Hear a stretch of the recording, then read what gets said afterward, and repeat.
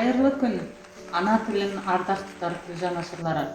Армысыздар, өрліде асқақ рухты тәуелсіз елдің ұландары. Баршаңызды Қазақстан Республикасы халықтарының Тілдер күні мерекесімен құттықтаймыз. Здравствуйте, уважаемые учителя и учащиеся. Ежегодно 5 сентября вся наша страна отмечает этот день как День языков народов Казахстана.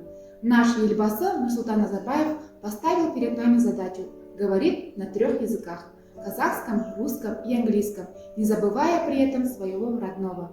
Это прекрасно, ведь знание языков – это наше богатство.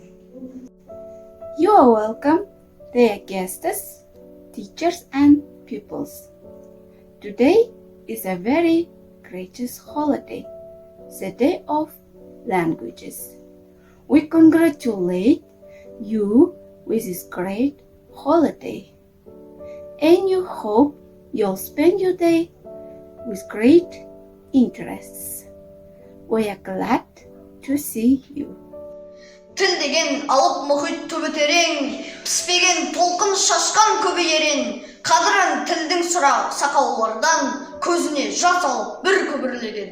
Тіл деген жарық жұлдыз аспандағы, арманның қиял жетпес баспалдағы, қадірін сұра тілдің мылқаулардан, көлінен ұшпай қалған қасқалдағы. Тіл деген адастырмас темір қазық, өрісі магнитінің өмірге азық, қадірін тілдің сұра кереңдерден, сөйлеуге арман еткен көңіл жазып.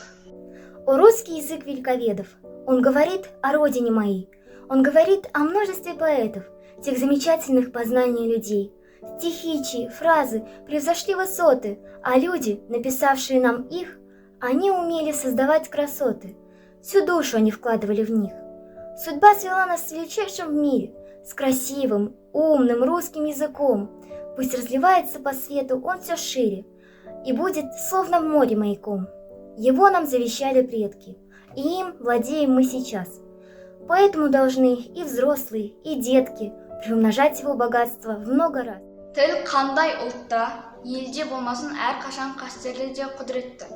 Ол әрбір адамға ана сүтімен бірге еніп қалыптасады.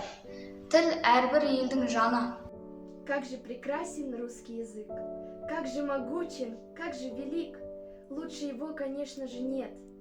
То доказал любой русский поэт. Как живописен и разнообразен, как удивителен, как же прекрасен. Сегодня запомните вы на века День славного русского языка. Ана тілінің тағдыры туралы жырлап өткен ақындар аз емес.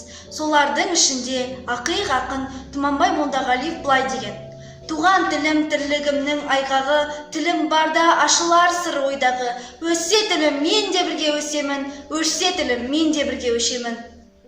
Құрметті ұстаздар, оқушылар, 6 және 12 қыркүйек аралығында өткізілетін тіл ұлттың сүйенетін тамыр атты апталығымызды ашық деп жариялаймыз.